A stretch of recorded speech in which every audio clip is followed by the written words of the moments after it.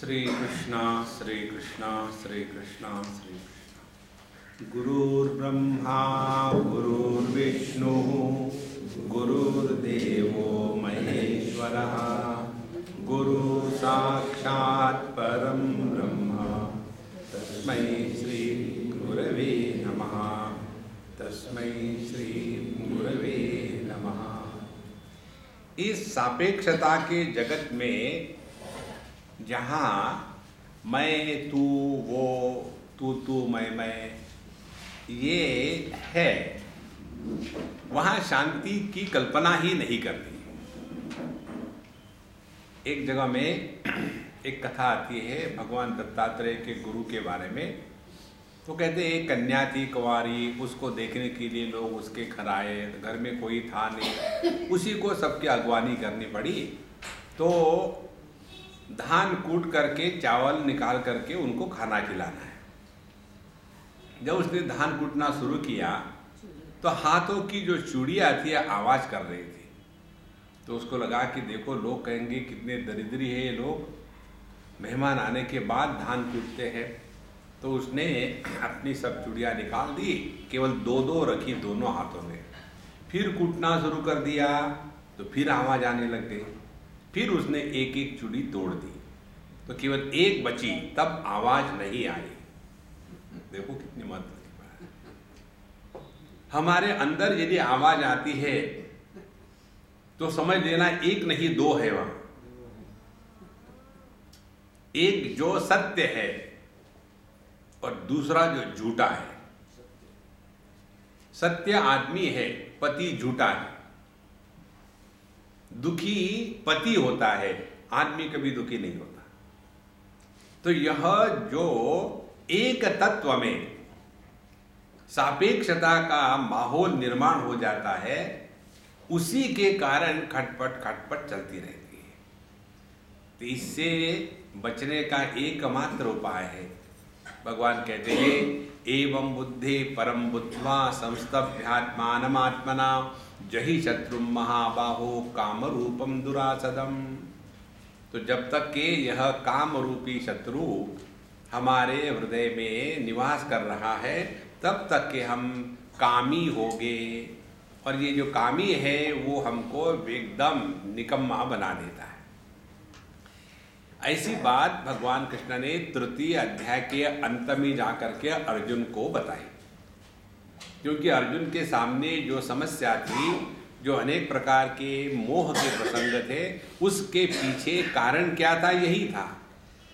तो जब तक के ये कामना से हम छूटेंगे नहीं, तब तक के ये कल्पना करना कि जीवन में सुख मिलेगा असंभव है। शास्त्रों के सिद्धांतों का तात्पर्य या शास्त्रों के अध्ययन का तात्पर्य जगत में परिवर्तन लाना नहीं है। परिवर्तन होना है अपने में, और अपने में परिवर्तन होने के लिए आवश्यकता है कि हम अपने दृष्टि में परिवर्तन ले आवे। तो शास्त्रों का अध्ययन दृष्टि में परिवर्तन लाने के लिए है। कौन सी परिवर्तन की दृष्टि है? अभी हम जगत को जिस दृष्टि से देख रहे हैं और जिस दृष्टि से भगवान अपनी दुनिया को देखते हैं, ये परिवर्तन लाना है। अब इसको कैसे समझे, उदाहरण से ले लो। एक बालक है और उस बालक के तरफ दो स्त्री देख रही है। एक उस बालक की माँ है और दूसरी समाज सेविका है। दो। अब वो बालक उधम मचा रहा है। तो उस समय उस माँ की उस बालक के तरफ देखने की दृष्टि और जो समाज सेविका है उसकी उस बालक के तरफ देखने की दृष्टि, इनमें क्या फर्क होगा? तो समाज सेविका कहेगी देखो ये माँ बाप तो बनते हैं, लेकिन बच्चों को डिसिप्लिन में लाना रखना इनको समझ में नहीं आता। और उस बच्चे की उसी माहौल को देख करके माँ क्या कहेगी, मेरा बेटा कितना प्यारा है, देखो। दोनों में यही फर्क है। हम लोग जो दुनिया को देखते हैं वो समाज सेवक की दृष्टि से देख रहे हैं, और साधु संत भगवान जो इस दुनिया को देखते हैं वो माँ की दृष्टि से देखते हैं।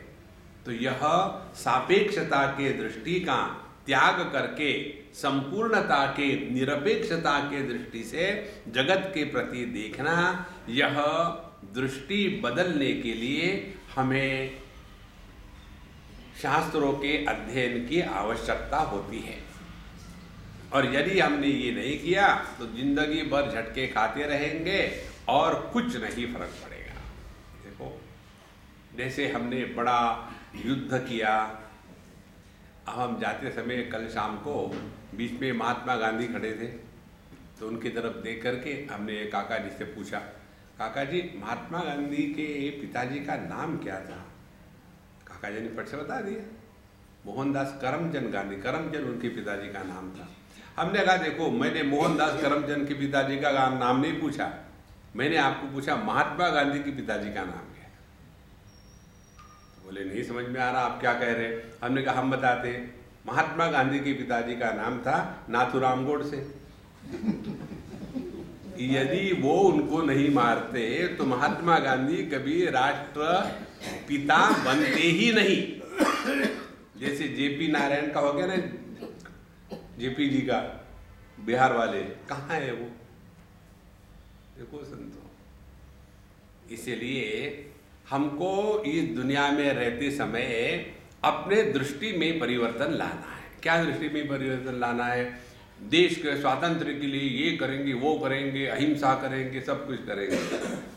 तो जो स्थिति 1947 में थी और आज में कौन सा फर्क पड़ा है?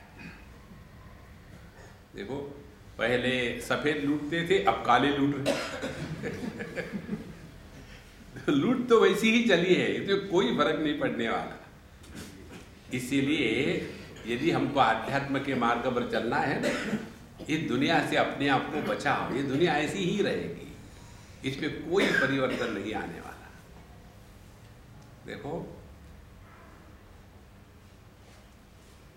पहले सत्य युग में हिरण्यकश्यपु जैसे भयानक व्यक्ति थे, उसके बाद द्वापर युग आया, नहीं त्रेता युग आया, त्रेता में रावण आदि महात्मा लोग थे। फिर आ गया द्वापर युग, उसमें कंस, दुर्योधन, धृतराष्ट्र थे। अब आया कलियुग, हम सब है ही वहाँ। अब कौन सा फर्क पड़ा है?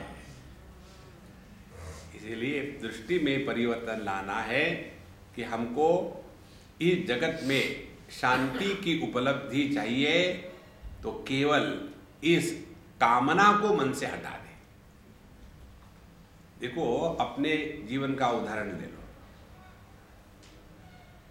जब तक के मुझे नींद चाहिए, ये जब चलता रहेगा, I want to sleep, I want sleep, I want sleep, I want sleep, जब तक के आय है और वांट है, तब तक के स्लीप शुरू नहीं होती। और जब स्लीप शुरू हो जाती है, तब ना तो वांट रहती है, ना तो आय रहती है। इसी प्रकार से I want piece, I want piece, इसके द्वारा जितनी अशांति निर्माण होती है और किसी के द्वारा नहीं होती। देखो, जैसे धर्म के नाम पर जितना अधर्म होता है, पुण्य के नाम पर जितना पाप होता है, देश सेवा के नाम पर जितनी लूट होती है, समाज सेवा के नाम पर जितना अपना उल्लू सीधा किया जाता है, तो देखो सब दुनिया में ऐसे ही चलने वाला है। इसलिए इस चक्कर से अपने आप को बचाओ, ये साधना का लक्ष्य समझ ले। अंतःकरण में जब तक के कामना का साम्राज्य है, तब तक के शांति नहीं मिलेगी। अशांतस्य कुतः सुखम। इसलिए जहि शत्रु महाबाहो काम रूपम दुरासदम। हे महाबाहो, हे अर्जुन, असली शत्रु बाहर नहीं है, अपने ही अंदर है, और उसका नाम है मिस्टर काम रूप। बस काम में ही फंसे हुए। ये बताने के पश्चात अब चतुर्थ अध्याय प्रारंभ होता है भगवद गीता का। इस चतुर्थ अध्याय में भगवान ने अर्जुन की तरफ देखा होगा कि भगवान जो मुझे कह रहे हैं कि मनुष्य काम के कारण पाप पुण्य के चक्कर में पड़ता है, इसीलिए इससे निकल जाने के लिए स्वरूप में बैठ लो, वहाँ पाप नहीं, वहाँ पुण्य नहीं। कहीं भगवान मुझे मेरे पर कोई एक्सपेरिमेंट तो नहीं कर रहे हैं। देखो, भौतिक जगत में, भौतिक शास्त्रों में जो नई नई खोज होती है वो श्रेष्ठ मानी जाती है, और जो पुरानी होती है उसको त्यक्त माना जाता है। ये पुरानी बात हो गई। देखो, सबसे पहले जब कंप्यूटर का ज़माना आ ही रहा था, 60s की बात है, उस समय फैसिट की मशीन हुआ करती थी। जिनको मालूम है जोड़ घट करना है, ये करना है, तो ऐसी एक लोहे की मशीन होती थी और उसको घर कर कर कर कर 3590 गुणे 3590 तो करके फिर वो जमाना चला गया और फिर आ गया इतने बड़े कमरे में एक कंप्यूटर हुआ करता था, उसको एसी चाहिए और उसको पढ़ने के लिए पंच कार्ड हुआ करते थे, पंचिंग मशीन हुआ करती थी और उसके द्वारा फिर डाटा फीड किया जाता था। फिर वो बदल गया, फिर पीसी आया, फिर अब लैपटॉप आ गए और फिर अब नोट आ गए, नोटबुक आ गए। कितना फर्क होता गया। तो जो लेटेस्ट डिस्कवरी है that is the best, old है इट इज आउटडेटेड। इसी प्रकार से अर्जुन सोच रहा था कहीं ऐसे तो नहीं कि भगवान मेरे पर एक्सपेरिमेंट कर रहे हैं, कामना को त्याग दो, बाबा जी बन जाओ क्या, कामना को त्याग दो।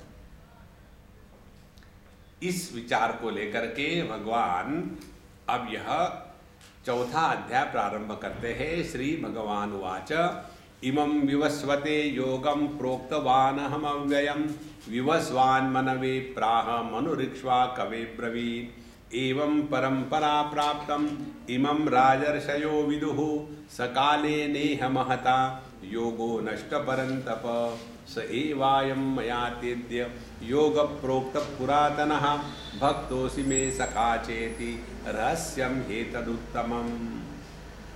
इन 3 मंत्रों में भगवान ने बहुत ही सुंदर प्रकार से तत्व का प्रतिपादन किया है। देखो, अंग्रेजी भाषा है, फिजिक्स, केमिस्ट्री, मैथ्स, कंप्यूटर, ये विषय है। कोई ये कहे कि मुझे तो अंग्रेजी आती है इसीलिए मैं सीधा कंप्यूटर का पुस्तक लेकर के समझ लूंगा, तो अंग्रेजी के ज्ञान पर यदि कंप्यूटर साइंस सीखना चाहेगा तो ऐसे ही होगा। उसमें बताएंगे हाँ अब माउस लेकर के क्लिक करके कर्स को वहां ले चलो, तब आएगा माउस, अब चूहे को ढूंढो। अब कंप्यूटर का माउस और अंग्रेजी का माउस, इसमें जमीन आसमान का अंतर है। इसी प्रकार से किसी को संस्कृत पढ़ना आवे इसीलिए उसको भगवद गीता के शास्त्र का ज्ञान होगा, ये वैसी ही मूर्खता है। देखो, इसलिए बताते हैं यहाँ, हे अर्जुन इमं योगम, यह जो योग मैंने तुमको तृतीय अध्याय में बताया, ये कैसा योग है? अव्ययम, इसमें कोई इंप्रूवमेंट नहीं हो सकती। देखो, जिसमें इंप्रूवमेंट नहीं हो सकती वही सत्य है। सत्यमेव जयते, इसमें इंप्रूवमेंट नहीं होगी। लेकिन भारतीय कॉन्स्टिट्यूशन में इंप्रूवमेंट की सिवा दूसरा कुछ है ही नहीं। देखो, इसीलिए अव्ययम, जिसमें कोई भी परिवर्तन नहीं, कोई इंप्रूवमेंट नहीं, कोई नुकसान नहीं, ऐसा जो योग है, माने अंतिम स्थिति जीवन की, जो तुमको प्रोक्तवान अहम अव्ययम, मेरे द्वारा तुमको जो बातें बताई गई थी, मैंने जो तुमको पिछले अध्याय में योग की बातें बताई, वो हमेशा के लिए नित्य सत्य है। नहीं तो ऐसे नहीं कि भगवद गीता भगवान कृष्ण ने अर्जुन के युद्ध के मैदान पर बताई, अब ना तो हम अर्जुन है ना तो युद्ध का मैदान है, इसीलिए जितनी बातें बताई है वो आउटडेटेड हो गई, तो उसको क्यों हम जीवन में ले आए? नहीं महाराज, यह जो ज्ञान है ये हमेशा रहेगा, अकाट्य रहेगा, कारण क्या है? कारण ये है, अर्जुन भी आंखों से देखता था, हम भी आंखों से देखते हैं। अर्जुन भी अंतःकरण में काम क्रोध लोभ रखता था, हम भी वो रखते हैं। अर्जुन को भी माता पिता भाई बहन थी, हमको भी है। तो क्या फर्क है हम में उसमें? मनुष्य मात्र हमेशा वही रहा। देखो, इसीलिए सभी मनुष्य मात्र के लिए ज्ञान है। तो इमम अव्ययम योगम अहम प्रोक्तवान, मैंने सबसे पहले यह योग बताया। किसको बताया? विवस्वते, विवस्वान माने भगवान सूर्य। तो मैंने यह योग जो है, जो तुमको बताया, सबसे पहले मैंने यह जो ज्ञान है यह सूर्य को दिया था। तो भगवान का सबसे पहला शिष्य कौन है? सूर्य भगवान। देखो, सूर्य भगवान ही इस सृष्टि को चला रहे हैं।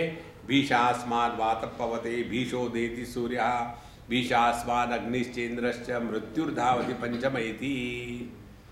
उपनिषद में आता है कि भगवान की आज्ञा के अनुसार उन्होंने जैसे बताया है वैसे ही यह सृष्टि अनंत काल से अखंड चल रही है। तो इस कर्म योग का पहला मेरा जो शिष्य था, अधिकारी, वो सूर्य था, उसको मैंने ये योग बताया। अच्छा, विवस्वान मनवे प्राह, और विवस्वान माने सूर्य भगवान ने यह जो ज्ञान है पहला जो राजा था मनु, उसको दिया। उसके बाद मनु इक्ष्वाकवे अब्रवी, फिर मनु राजा ने, मनु महाराज ने, शतरूपा जी के पति ने, जिन्होंने नैमिषारण्य में तपस्या करी थी और तपस्या करके भगवान नारायण से कहा था कि भगवान हमें आपके जैसा पुत्र होवे। तो भगवान ने कहा कि माफ करना महाराज, मेरे जैसा तो कोई है ही नहीं।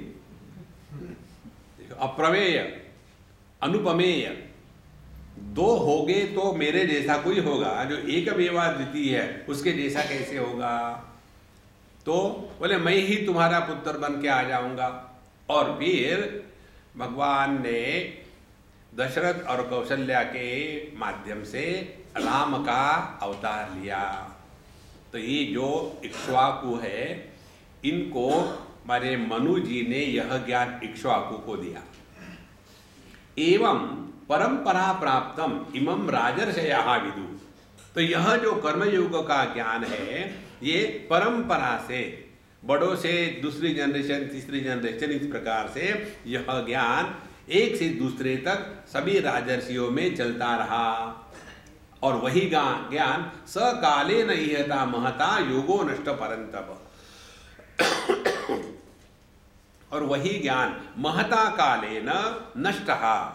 फिर उस ज्ञान में जैसे जैसे समय बदलता गया, उस ज्ञान में भी थोड़ा ढीलापन आने लग गया, कॉम्प्रोमाइज होने लग गया।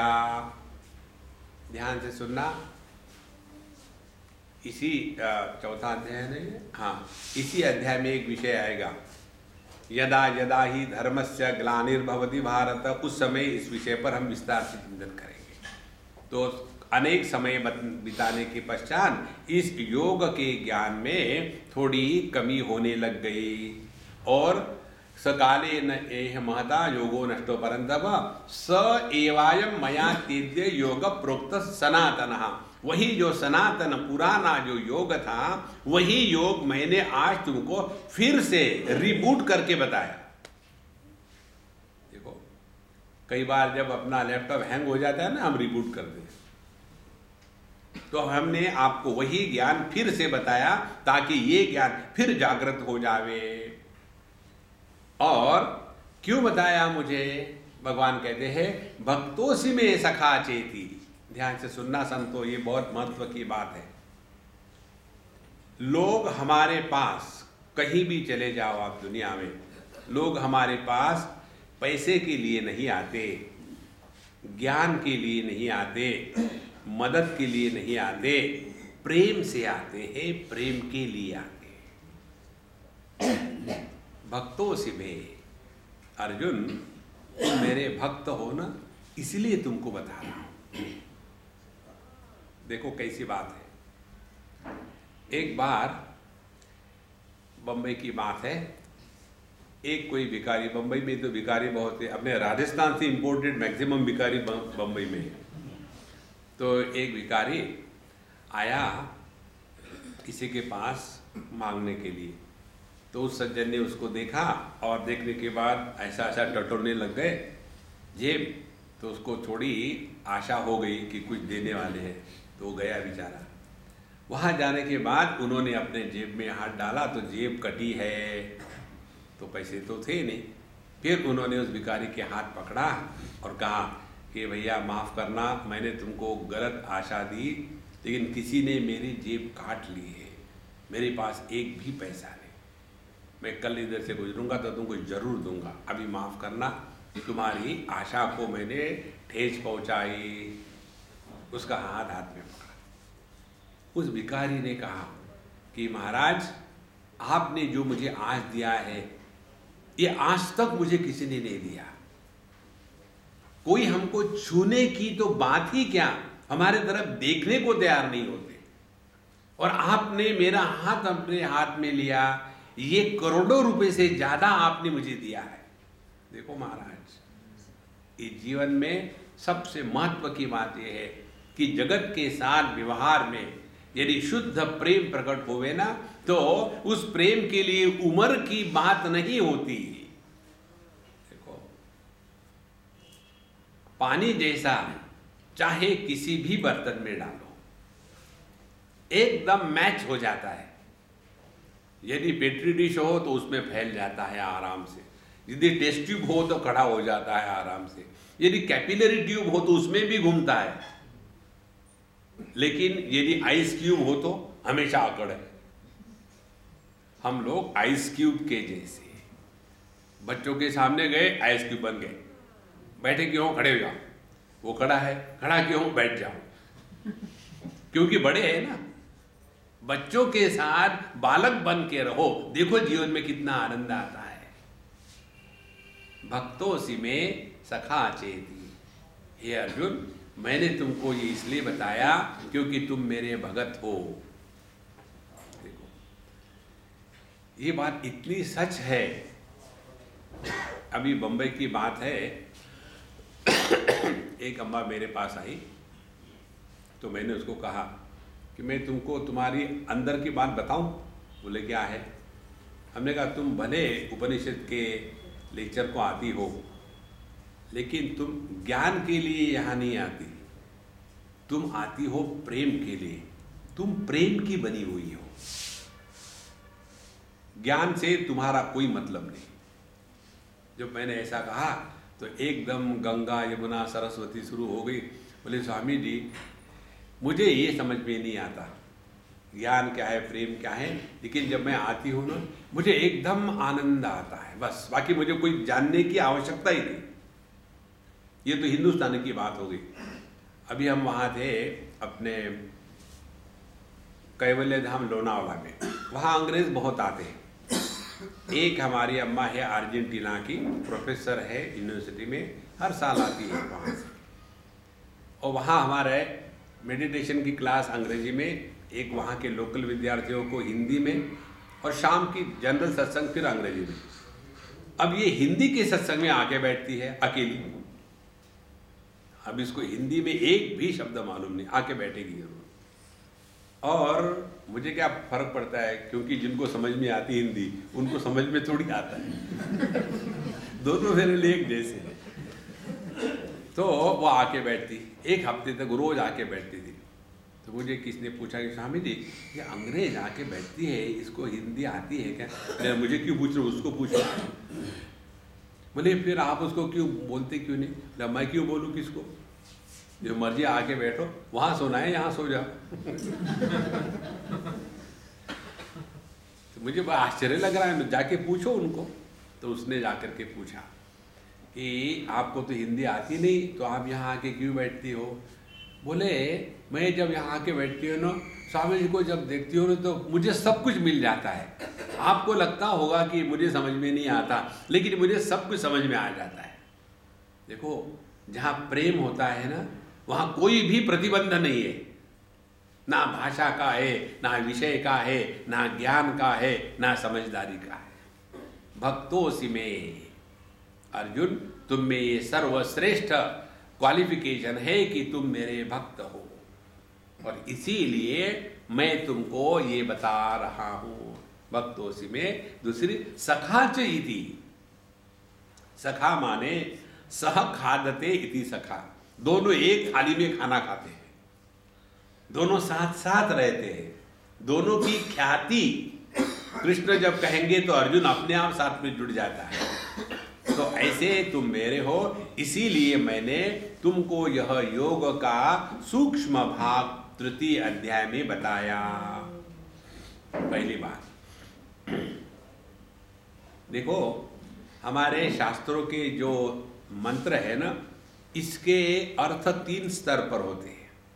इसको जरा ठीक से समझ लेना, टेक्निकल बात है। एक तो होता है आधिदैविक मंत्र, शास्त्रों के मंत्रों का आधिदैविक अर्थ। दूसरा होता है आधि भौतिक अर्थ, और तीसरा होता है आध्यात्मिक अर्थ। ये जो 3 शांतियां आती है ना, हर इसके बाद मंत्रों के बाद पूर्णमदः पूर्णमिदं ओम शांति शांति शांति। तो ये जो 3 शांतियां भगवान शंकराचार्य उसका अर्थ बताते हैं कि यह आधि दैविक, आधि भौतिक और आध्यात्मिक तापों की शांति के लिए की गई प्रार्थना है। तो हर एक मंत्र के ये 3 दृष्टिकोण होते हैं। पुराणों में जो बातें आती है वो आधि दैविक दृष्टि से बताई गई है।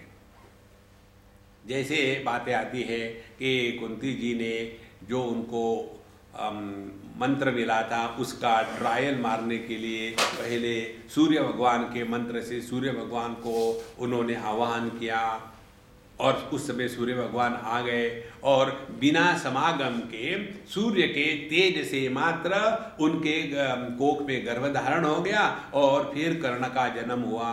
तो यह जो सूर्य है जिसके कारण कुंती जी को कर्ण प्राप्त हुआ, वह है आधि दैविक सूर्य।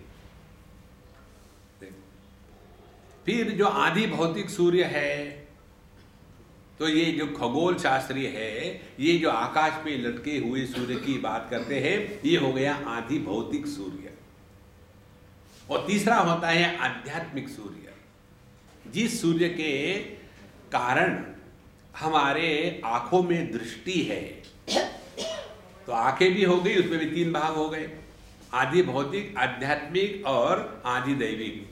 सूर्य के प्रकाश से वस्तुओं को प्रकाशित किया जाता है, उसी सूर्य के प्रकाश से आंखों में दृष्टि प्रकट होती है, और उस सूर्य प्रकाश से जिन वस्तुओं को प्रकाशित किया गया है आंखों से, उन्हीं का दर्शन होता है। इस प्रकार से यह हर एक मंत्र के 3 प्रकार के अर्थ होते हैं। अब ये 3 प्रकार के अर्थ इन 3 मंत्रों में हम लगाए तो देखो कितनी सूक्ष्मता आ जाती है। पहले कहते हैं कि यह ज्ञान मैंने पहले विवस्वान माने सूर्य को दिया, तो जो आदि भौतिक सूर्य है उसको दिया, और फिर इस सूर्य ने इस ज्ञान को चलाया। तो ये सूर्य भगवान की आज्ञा के अनुसार अनंत काल से इस संपूर्ण सृष्टि का संचालन कर रहा है।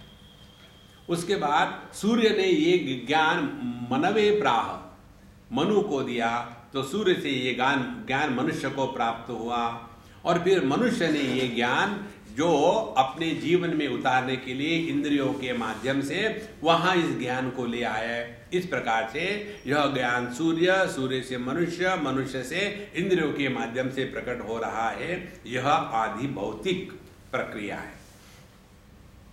अब आधि दैविक प्रक्रिया क्या है? आधि दैविक प्रक्रिया यह है कि सबसे पहले यह ज्ञान भगवान सूर्य ने जाकर के परमात्मा से मांगा था, तो सूर्य को यह ज्ञान दिया गया, और फिर सूर्य ने यही ज्ञान मनु जो आदि राजा थे उनको दिया, और फिर मनु राजा ने जो भगवान के संकल्प पुत्र थे उन्होंने यह ज्ञान फिर इक्ष्वाकु सूर्य वंश के जो राजा थे उनको दिया। तो ये हो गया आदि दैविक दृष्टि से परंपरा से प्राप्त हुआ। अब इसी ज्ञान को आध्यात्मिक दृष्टि से देखो। ये ज्ञान हम सब में है। इस ज्ञान से कोई भी वंचित नहीं है। देखो, हम सब के सब यही परमात्मा स्वरूप है, इसमें कोई डाउट नहीं। तो यह ज्ञान पहले विवस्वते योगम प्रोक्तवान हमस्मि, मैंने पहले यह ज्ञान यह सूर्य को दिया। सूर्य माने जो अपने आप को देही मानता है, उस देही को ये ज्ञान मिला। तो जो साधक है वह साधक यहाँ विवस्वान या सूर्य के रूप में कहा गया है। हम दुनिया में भटकते हैं, सुख दुख का अनुभव करते हैं, और जब दुनिया में रस नहीं आता तब जाकर के रोटरी क्लब में पहुंच जाते हैं। देखो, इतनी सारी दुनिया की चीजें इकट्ठी करी, बहुत सारे पैसे इकट्ठे किए, नाम है, गाम है, सब कुछ है, फिर भी किसी चीज की कमी है। एक हमारे मित्र है, उनके यहाँ सब कुछ ठीक है, बहुत ज़बरदस्त इंटरनेशनल बिजनेस है, उनका स्वास्थ्य ठीक है, उनके पत्नी का स्वास्थ्य ठीक है, उनके 2 बच्चे, उनका स्वास्थ्य ठीक है, उनके 2 बीबियाँ, उनका स्वास्थ्य ठीक है, उनके 2 बच्चे, उनका स्वास्थ्य ठीक है, सब कुछ परफेक्ट है। और हमको एक बार अम्मा कहती, स्वामी जी आपकी दया से सब कुछ बेस्ट है, इससे बढ़िया हो ही नहीं सकता। लेकिन ये सब होते हुए कभी कभी मन में विचार आता है, कहीं किसी की नजर न लग जाए। देखो, सुख के साथ कहीं ना कहीं काला धब्बा भगवान लगा ही देता है। तो फिर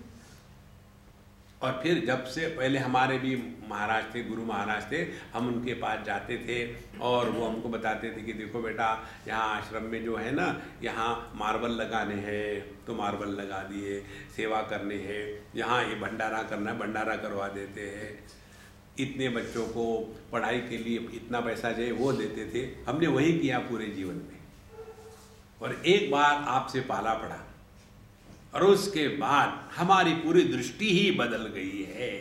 अब लग रहा है कि आज तक हमने जो पाया वो कुछ भी नहीं था। उस दिन के बाद उनकी दृष्टि ही बदल गई। तो यहाँ सूर्य का तात्पर्य है एक साधारण व्यक्ति जो इस जगत में प्राप्त सुख दुख को लेकर ही जीवन को कृतकृत्य मानता है, उससे अब वो ऊपर उठ गया है। अब उसमें एक साधक का जन्म हो गया है। तो ऐसे साधक का जन्म तब होता है बिनु हरि कृपा मिले नहीं संता। जब ईश्वर की कृपा होती है तब हमारे जीवन में साधु संतों का आगमन होता है, और जब साधु संतों का आगमन होता है तब हम में एक साधक का जन्म हो गया। मनुस्मृति में आता है, जन्मना जायते शूद्रः संस्कारात् द्विज उच्यते, वेदाभ्यासी भवेत् विप्रः ब्रह्म जानाति ब्राह्मणः। तो हम सभी के सभी जन्म से शूद्र ही है। शूद्र का तात्पर्य क्या है? जो खाली पीली रोते रहता है उसको शूद्र कहते हैं।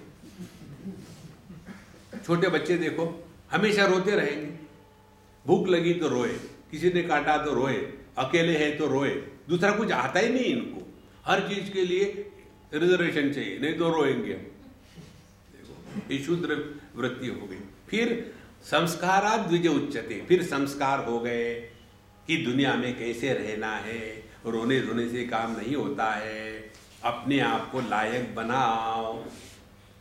और उसके पश्चात लायक बन गए, उसी में कृतकृत्यता नहीं आती, फिर शास्त्रों का अध्ययन करो। तद विज्ञानार्थम गुरुमेवाभिगच्छेत् समित्पाणि श्रोत्रियम ब्रह्मनिष्ठम तद विद्धि प्रणिपातेन परिप्रश्नेन सेवया उपदेक्षन्ति ते ज्ञानम ज्ञानिनः तत्वदर्शिनः। फिर जाकर के साधु संतों के चरणों में जाओ और वहाँ शास्त्रों का अध्ययन करो। ऐसी जब स्थिति हमारे जीवन में आ जाती है तब समझ लेना एक साधक का जन्म हो गया। तो यह ज्ञान सबसे पहले हमने सूर्य को माने आध्यात्मिक सूर्य जो है उस साधक को दिया, और ये साधक से ये ज्ञान आ जाता है मनवे प्राह।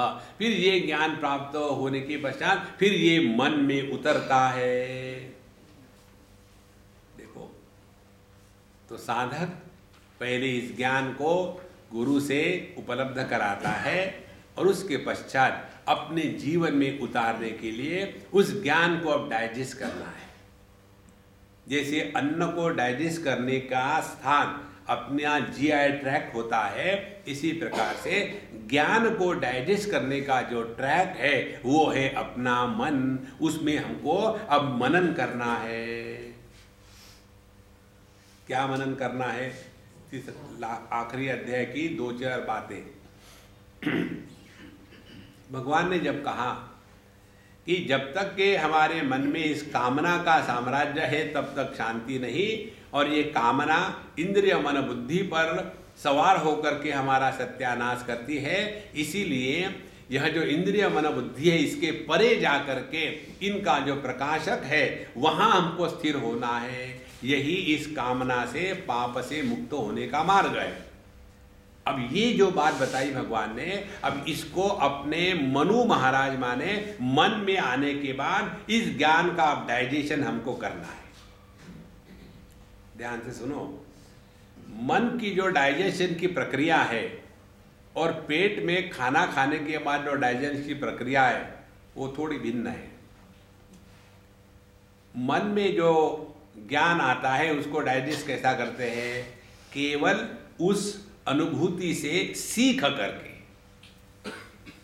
देखो, प्रत्येक अनुभव अपने जीवन का हमारा गुरु है। यदि हम अपने अनुभूतियों से सीखना प्रारंभ करें तो, यदि हम अपने ही अनुभूतियों से नहीं सीखेंगे तो भगवान भी हमको कुछ नहीं सिखा सकता। देखो, तो वहां हमको क्या सीखना है? ध्यान से सुनो। आजकल बच्चे देखते हैं टीवी में भिन्न भिन्न प्रकार के गैजेट। वैसे गैजेटेड ऑफिसर मैं हूँ, मेरे पास हमेशा नए नए गैजेट आते रहते हैं। खरीदता तो कुछ है नहीं, लेकिन आ जाते फ्री में। तो गैजेट आ गया, देखते हैं टीवी पर ऐसा है वैसा है, फिर मम्मी मम्मी वो चाहिए वो चाहिए वो चाहिए। बस मम्मी परेशान हो जाती है, बच्चे को ले जाती है माँ बाप और उसको खरीद के दे दिया, और माँ बाप सामने बैठे हैं और ये डम्बोजी महाराज पीछे बैठे हैं, और मतलब कुछ हिलेगा पूरे शरीर का भाग तो 2 अंगूठे, और जब तक के घर पहुंचते हैं तब तक के खेल करके वो गेम पुराना हो गया। फिर दूसरा चाहिए, फिर तीसरा चाहिए। ये बात बच्चे जो करते हैं ना, यही बात हम बड़ों ने आज तक करी है। आज तक के हमारी कितनी इच्छाएं पूरी हो गई? 1000 पूरी हो गई। लेकिन ये इच्छाओं का सिलसिला कभी खत्म हुआ? देखो, ये चाहिए वो चाहिए, ऐसा चाहिए वैसे चाहिए। बारिश के दिन हो और आप बैठे हो, क्योंकि VRS ले रखे हैं, अब कहाँ जाना तो है नहीं, और कस के बारिश आ रही हो, बैठे बैठे बारिश के दिनों में रज़ाई के अंदर हो, गरम गरम चाय हो जाए तो स्वर्ग शायद इसी को कहते हैं। तो बेचारी पत्नी कहते समझ में आ गया, बैठो माँ बना दियो, अभी बन गया, चाय आ गया, लो। बड़ा प्यार से होता है वो, लो। उसके पश्चात चाय आ गई, फिर एक चुस्की ली। बारिश के दिनों में बिना पकौड़े की चाय, मतलब है। फिर पकौड़े बन के आ गए। जब तक के पकौड़े आ गए चाय तो खत्म हो गई।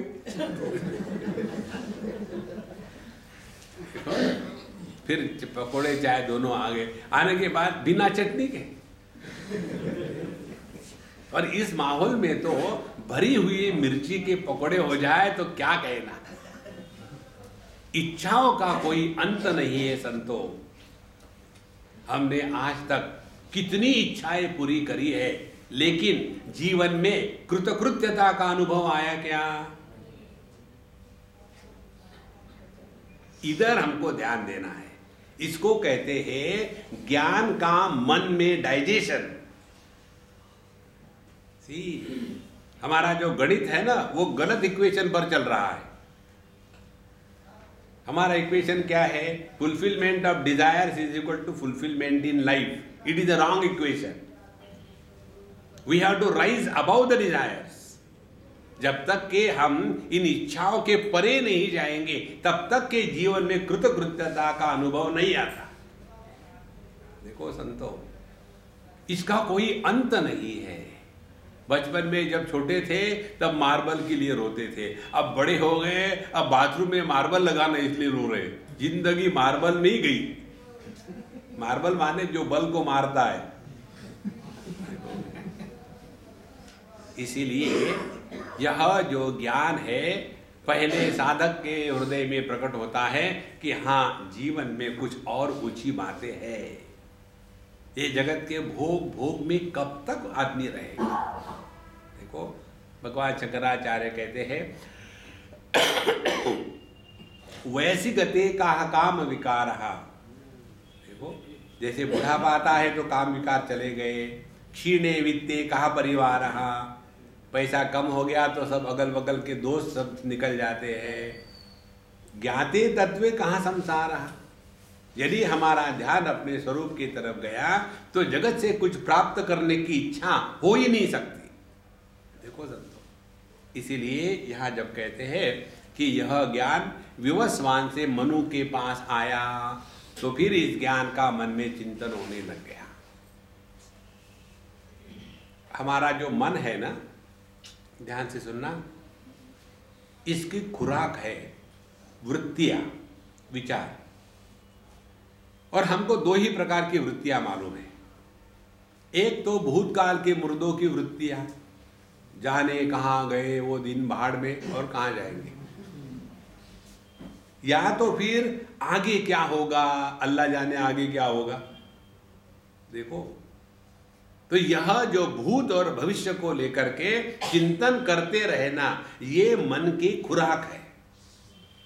यदि मन को भविष्य में जाना एकदम कर्फ्यू लगा दो और भूत के स्मृतियों में आना जाना बंद कर दो, तो मन उसी क्षण मर जाता है।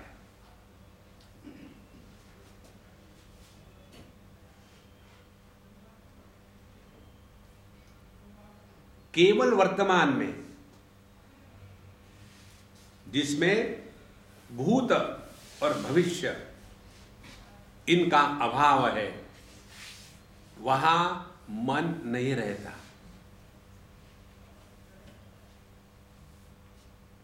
वहां केवल चेतन सत्ता मात्र होती है। और इस चेतन सत्ता में आना जाना नहीं है। जो आता है वो जाता है, वो सत्य नहीं है। जिसको लेकर के एक भी प्रश्न हमारे मन में आज तक नहीं आया, वो सत्य है। और वो वस्तु है अपना होना। अपना होना हमेशा वर्तमान में ही होता है, वही सत्य है।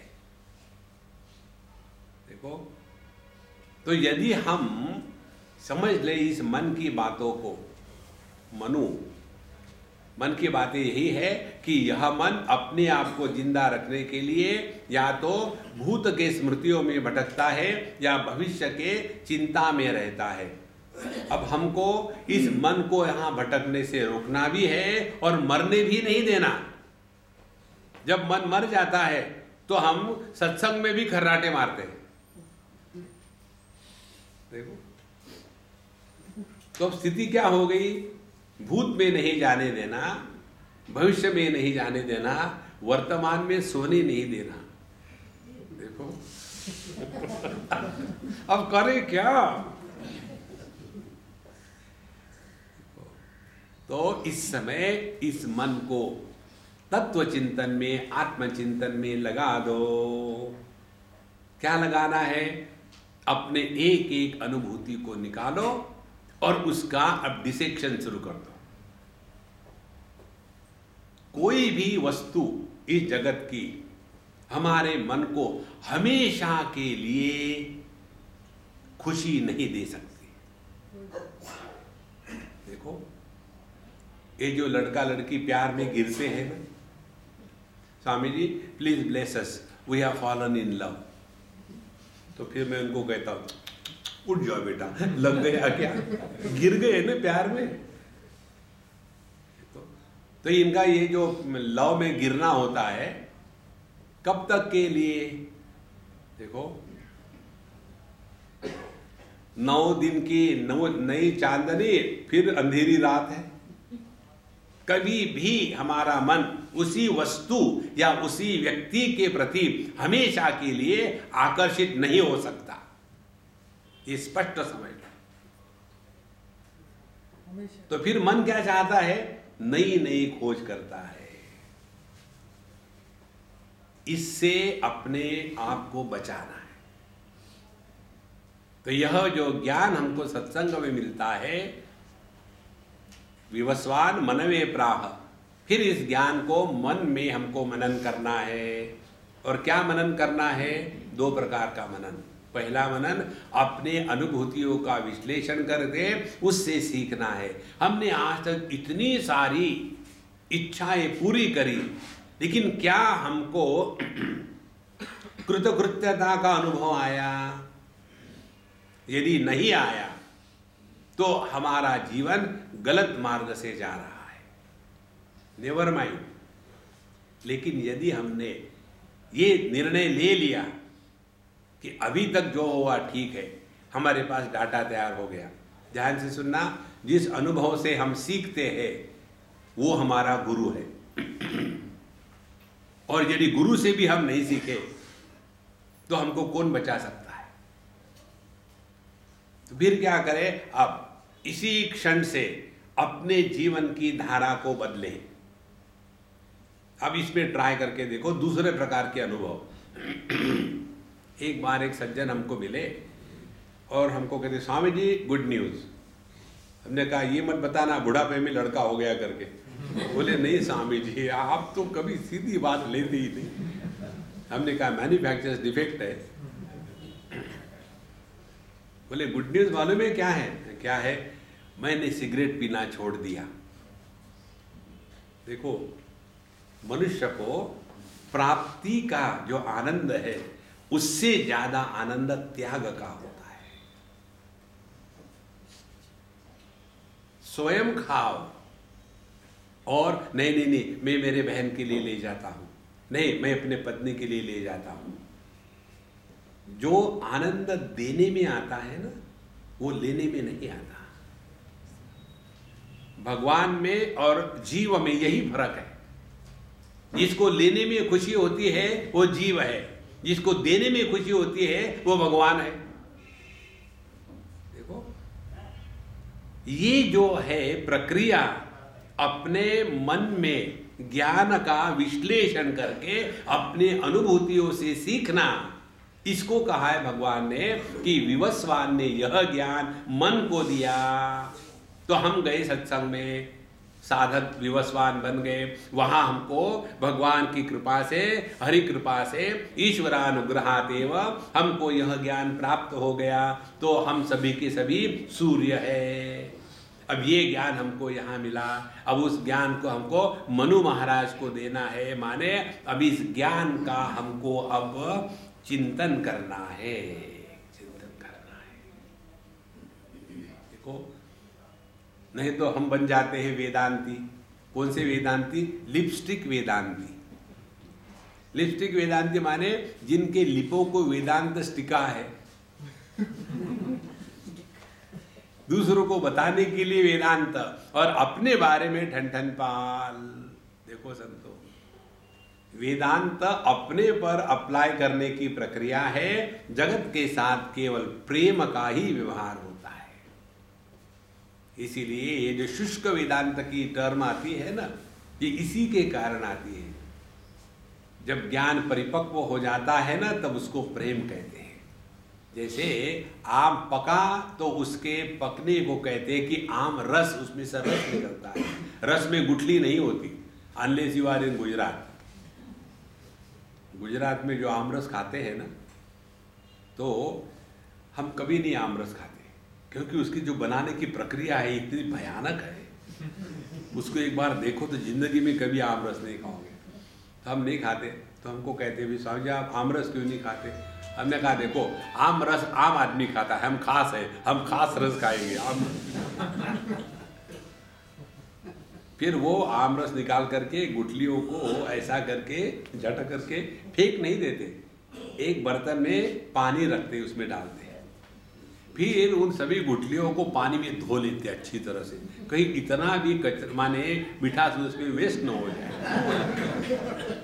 और फिर वो गुठलियों में सब कुछ निकलता ही नहीं, मर गई है पूरी, कि जिसको चींटियां भी नहीं लगेगी, ऐसे ही निकाल करके उनको फेंक दिया। और फिर वो जो धुला हुआ पानी है ना, उसको तड़का देते हैं घी का, उसको कहते हैं भजीता। और बड़ी स्पेशल डिश होती है वो। तो जो हमने यह ज्ञान प्राप्त किया, मन में आया, उसके ऊपर हमने चिंतन किया। चिंतन करने के पश्चात ध्यान से सुनना, भगवान ने क्या कहा था कि काम एष क्रोध एष। हमारे जीवन में गलत मार्ग से जाने का कारण क्या था? काम। और इस काम को हम केवल समझदारी से ही मिटा सकते हैं। देखो, मन को नियंत्रण लाने के लिए दो महत्व की बातें होती हैं। कितने ये लोग मेडिटेशन करते हैं, योगा करते हैं, लाखों में इकट्ठे हो जाते हैं और एक दूसरे को बेवकूफ़ बनाते हैं। देखो, अभी हम स्विट्ज़रलैंड गए थे, पिछले साल की बात है, और हम किसी का नाम इत्यादि नहीं लेंगे। तो एक फैमिली हमारे सत्संग में आई। हमारे सत्संग पिंडालों में नहीं होते, हॉलों में होते। दो प्रकार के महात्मा होते हैं, एक पिंडाल ब्रांड और एक हॉल ब्रांड। हम हॉल ब्रांड है, पिंडाल ब्रांड नहीं। तो वहाँ कहीं एक इंटरनेशनल का था किसी महात्मा जी का, और वहाँ 3-4 लाख लोग आए थे। एक एक ने 5-5 हज़ार डॉलर दे करके बड़ा मल्टी स्टार, क्या हा हा हो, म्यूजिक, खाना पीना, हा हा चलता। वहाँ 4 दिन रह करके आ गए वापस, वहीं के रहने वाले स्विट्ज़रलैंड के। और उनको पता चला कि हमारा भी नाटक चल रहा है। हमारा नाटक फ्री होता है बिना पैसे का, तो वो फ्री में तो सब मिल जाए, चल पहुँच जाओ। देखो, इनकमिंग फ्री होता है। तो एक जगह एक पति घर के बाहर खड़े थे और अंदर से पत्नी गुस्से गुस्से में बेलना फेंक के मारा, तो उसे पकड़ करके रख दिया। फिर लोटा फेंक के मारा, फिर पकड़ के रख दिया। तो रास्ते का आदमी कहता है, यार क्यों तू लगा ना एक जोर से। बोले नहीं, इनकमिंग फ्री है।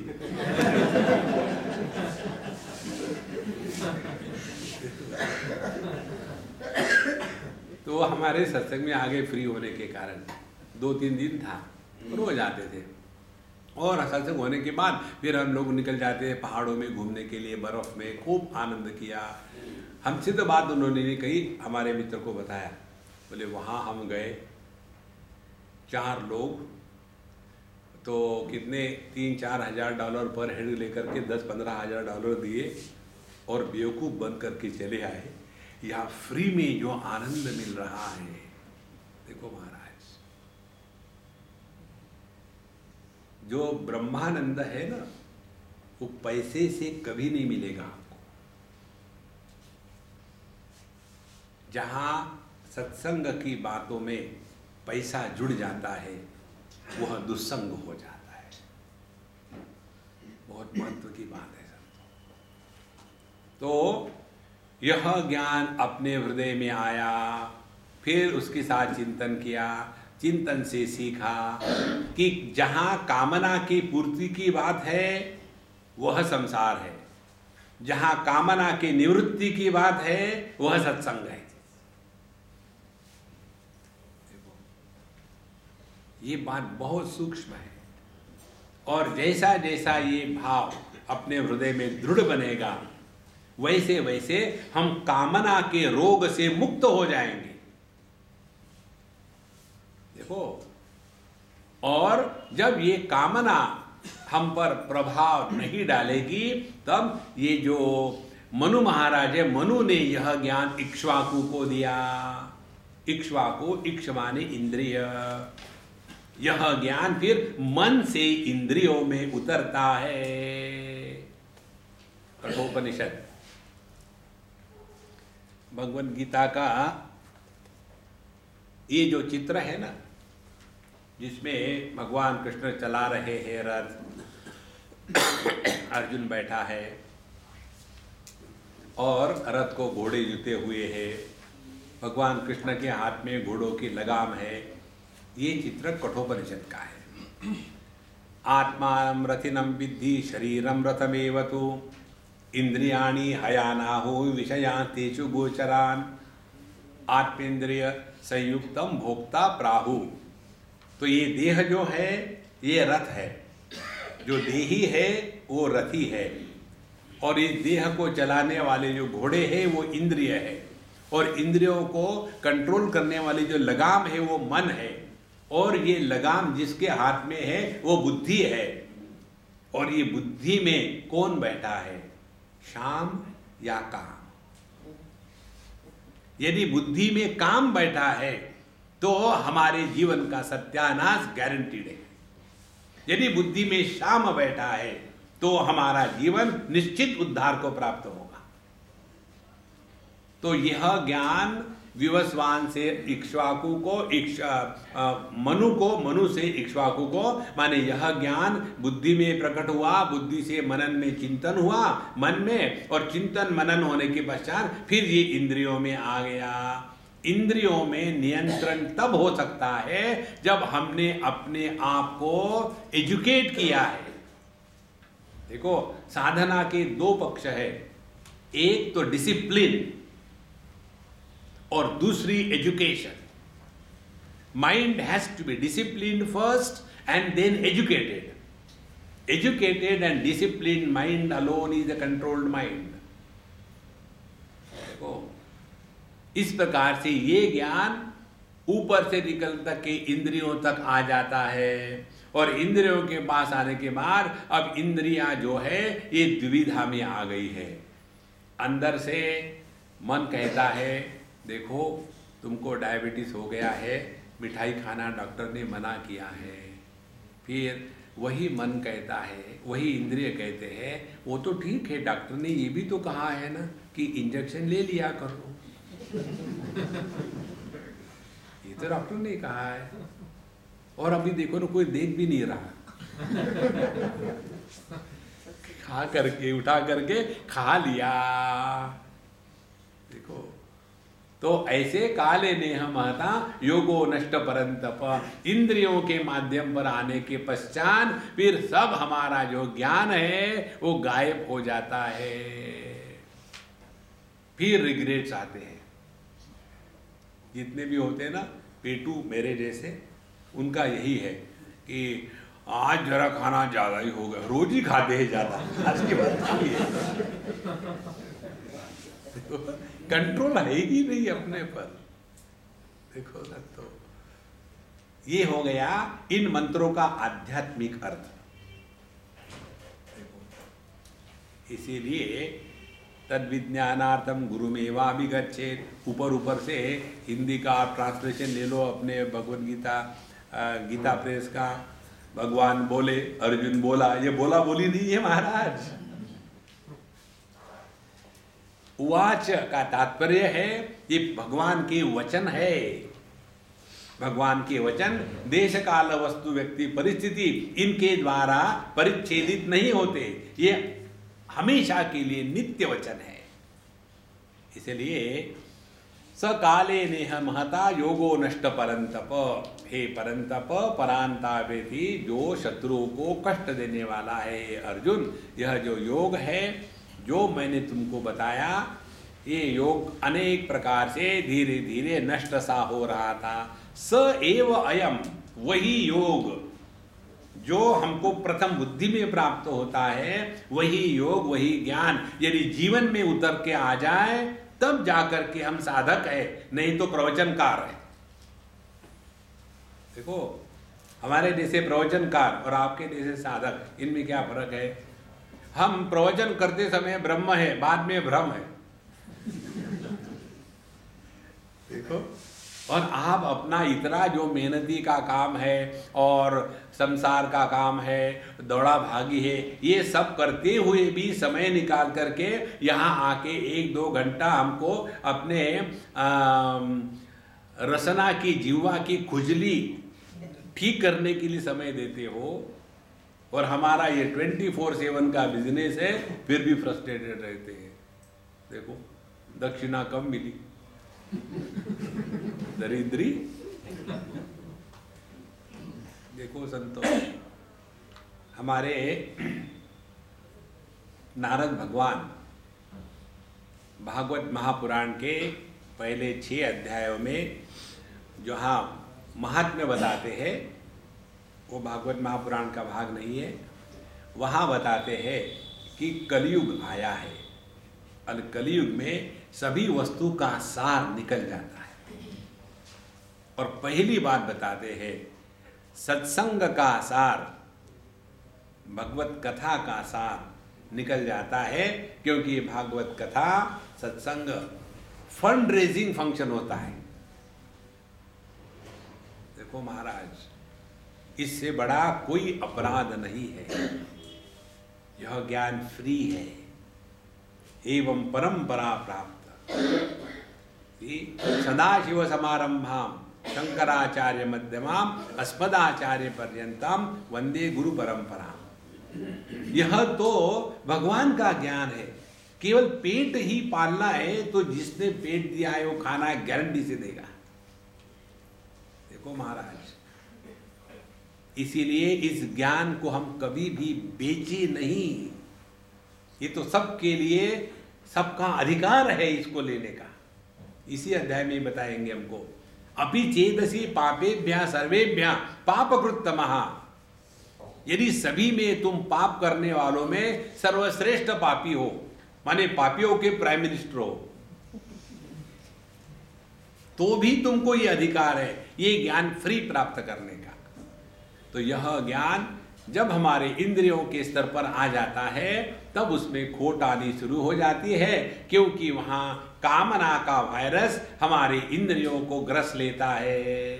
अब देखो तीसरे अध्याय में क्या बताया था, इंद्रियाणि मनोबुद्धि अस्याधिष्ठानमुच्यते एतैर्विमोहयत्येषः। यह काम इंद्रियों को पहले जीत लेता है, फिर मन को जीत लेता है और फिर बुद्धि को जीत लेता है। कामना ने बुद्धि को जीत लेने के पश्चात हमारे वैल्यूज चेंज हो जाती है। देखो, पहले कहते थे कि करप्शन खराब है, अब कहते हैं करप्शन कहां नहीं हो रहा है। देखो, अभी हमको किसी मिलिट्री के बड़े अफसर है, रिटायर्ड है, अभी वो अमेरिका के सिटीजन बन गए।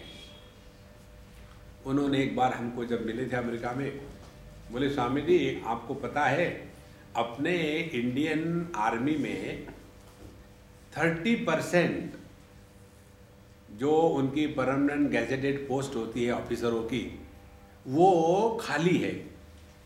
कारण क्या है? कारण यह कोई जाना ही नहीं चाहता। एक समय ऐसा था कि मिलिट्री के वर्दी पहन करके मिलिट्री के प्रोफेशन में जाना माने बड़ी गर्व की बात मानी जाती थी। अब कोई नहीं जाना चाहता। पहले राष्ट्रभक्ति थी, प्रेम था देश के प्रति। अब मालूम है वहां जाके हम गोली खा के मरे और यहाँ ये दिल्ली वाले मौज उड़ा रहे, हम बेवकूफ है क्या मरने के लिए। और ये सिद्धांत पूरे जगत में लागू हो रहा है। देखो, तो जहां जहां इस कामना ने बुद्धि को ग्रहण कर लिया है, ग्रस लिया है, वहां वहां हमारी वैल्यूज बदल जाती है। अधर्मम धर्म इति मन्यते, फिर अधर्म को ही धर्म हम प्रतिपादित करने लग जाते हैं। इसीलिए भगवान कहते हैं कि यह जो ज्ञान है बुद्धि से हट करके मन में, मन से हट करके इंद्रियों में आया, इंद्रियों में आने के पश्चात अब इस ज्ञान में डावाडोल शुरू हो जाता है। इसीलिए तस्मात् त्वम इंद्रियाणि आदौ नियम्य भरतर्षभ पाप्मानं प्रजह्येन ज्ञान विज्ञान नाशनम। इसीलिए हे अर्जुन, सबसे पहले हमको अपने इंद्रियों पर नियंत्रण रखना अत्यंत आवश्यक है।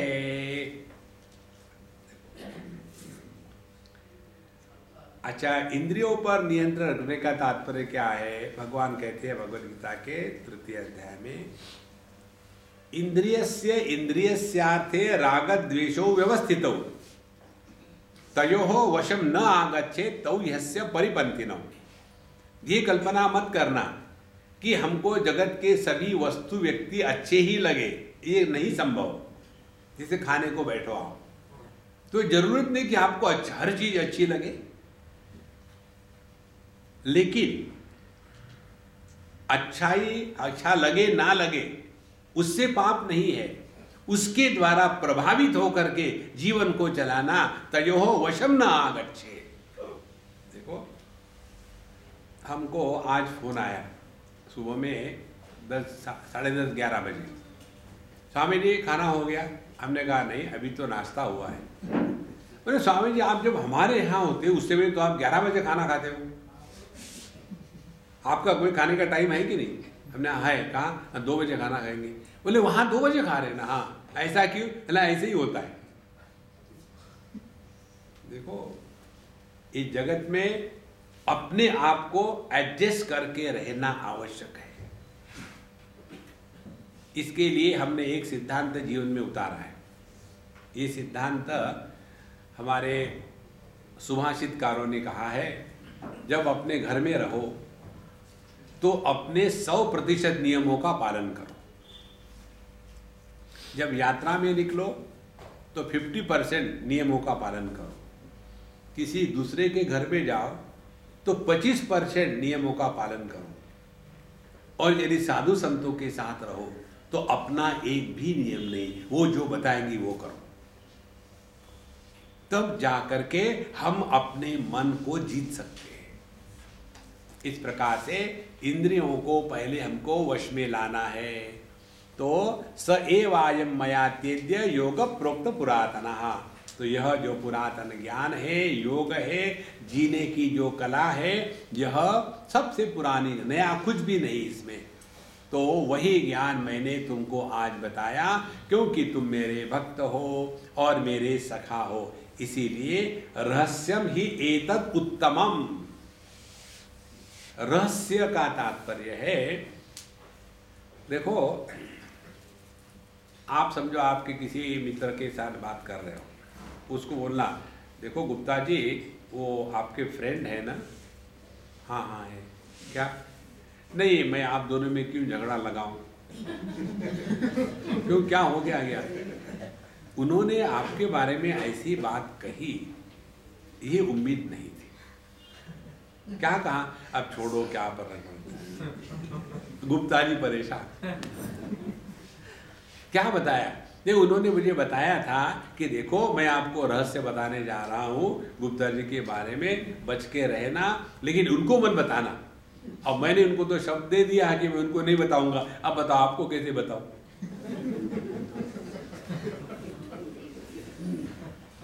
आपको बताया जाए ना कि ये सत्य है तो आपको मजा नहीं आएगा। ये बताया जाए ये रहस्य है, अच्छा क्या रहस्य है? इसीलिए भगवान 9वें अध्याय में भी कहते हैं, राज विद्या राज गुह्य योगो नाम। मैं आपको बड़ी सीक्रेट बताने जा रहा हूं। अच्छा सीक्रेट है? मैं आपको तत्व बताने जा रहा हूं। बहुत लोगों ने बता दिया कुछ नहीं। भगवान को मार्केटिंग बहुत तगड़ी आती है। तो रहस्यम ही एतद उत्तमम। अब ध्यान से सुनना, उत्तमम रहस्य। एक रहस्य होता है, जैसे डिग्रीज होती है ना, good, better, best, infinitive, comparative and superlative. तो पहले होता है रहस्य, फिर दूसरा होता है रहस्यतर, फिर तीसरा होता है रहस्यतम, जिसको तारतम्य कहते हैं। तो पहला रहस्य क्या है, इस दुनिया में कैसे जीना। उससे भी श्रेष्ठ रहस्य क्या है, धर्म का जीवन कैसे जीना ताकि हमारा अगला जन्म बना रहे। उससे भी बड़ा रहस्य क्या है, अपने स्वरूप में निष्ठा प्राप्त करके ये जन्म मरण के चक्कर से अपने आप को छुटकारा दिला देना। ये जो तीसरा ज्ञान है इसको कहते हैं रहस्यम एतत् उत्तमम। हम लोगों को धर्म की बातों में यहीं तक फंसे रहते हैं। सबके साथ प्यार से रहो, झगड़ा मत करो, बड़ों का आदर करो, सुबह जल्दी सो जाओ, सुबह जल्दी उठो, रात को जल्दी सो जाओ, किसी के साथ झूठ नहीं करना है, गाली गलौज नहीं करना है। अब ये कब तक कर चलता रहेगा, थोड़ा तो आगे बढ़ो। फिर दूसरा होता है डर डर के जीना, ये करोगे तो पाप हो जाएगा, पाप हो जाएगा नरक में जाओगे, नरक में जाओगे गुरुदेव तो मेरा क्या होगा फिर। मैं नहीं बेटा, मैं भी वहां आऊंगा।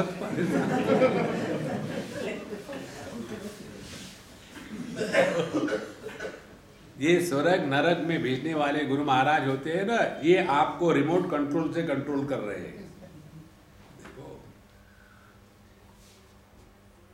ये हो गया दूसरे स्तर का ज्ञान, जिसमें जीव के गति की बात आती है। पिछला जन्म, ये जन्म, अगला जन्म, इसी में भटकते रहते हैं। लेकिन जिसका जन्म हो रहा है उसके बारे में पूछो तो सही, कौन है ये जीव। ठीक, कस्तम को हम कुतमा जाता कामे जननी को में ताता इति परिभावय सर्वम असारम विश्वम तत्त्वा स्वप्न विचारम। इस पर तो चिंतन नहीं करेंगे, डर डर के जी रहे, पापो हम पाप कर्मा, when you confess go to hell. इसीलिए महाराज यह उत्तम ज्ञान है। इस ज्ञान में अत्र ब्रह्म समश्नुते, इसी समय इसी क्षण हम अपने स्वरूप में निष्ठा प्राप्त कर लेते हैं। यह ज्ञान मैं तुमको बताने जा रहा हूं। ऐसी जब बात कही तो अर्जुन के माध्यम से हमारा प्रश्न पूछा जा रहा है। भगवान शंकराचार्य का इस मंत्र पर जो भाष्य है बड़ा सुंदर है।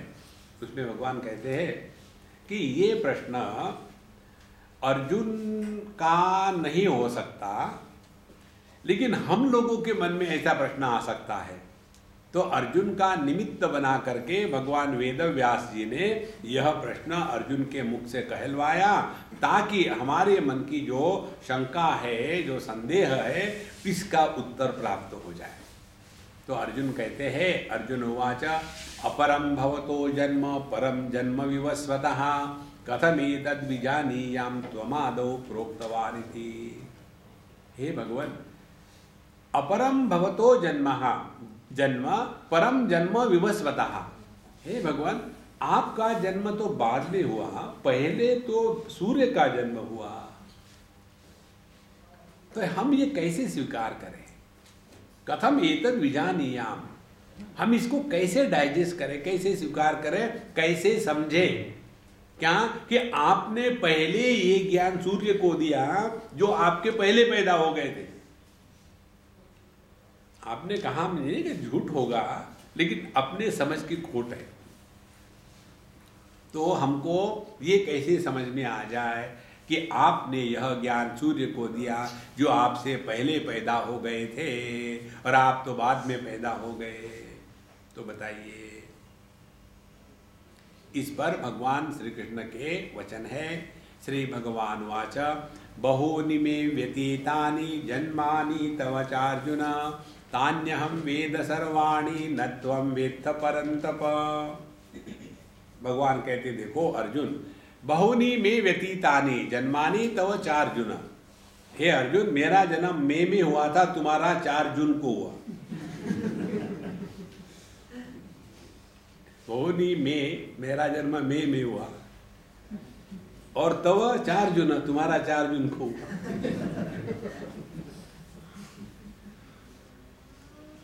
भगवत गीता में आनंद ही आनंद है महाराज, कहीं दुख नहीं है। खामो खामो खाली पीली सीरीज हो करके पढ़ते हैं और सब मजा किरकिरा कर देते हैं। बहूनि मे व्यतीतानि जन्मानि तव च अर्जुन तानि अहम वेद सर्वाणि, उन सबको मैं जानता हूँ, न त्वं वेत्थ परन्तप, लेकिन हे अर्जुन, हे परंतप, तुम उनको नहीं जानते हो। अब इसका जो सूक्ष्म गूढ़ अर्थ है उसको कल जब फ्रेश होंगे तब हम आपको बताएंगे। ओम पूर्णमदः पूर्णमिदं पूर्णात् पूर्णमुदच्यते पूर्णस्य पूर्णमादाय पूर्णमेवावशिष्यते। ओम शांति शांति शांति। हरि ओम। श्री गुरुभ्यो नमः। हरि ओम।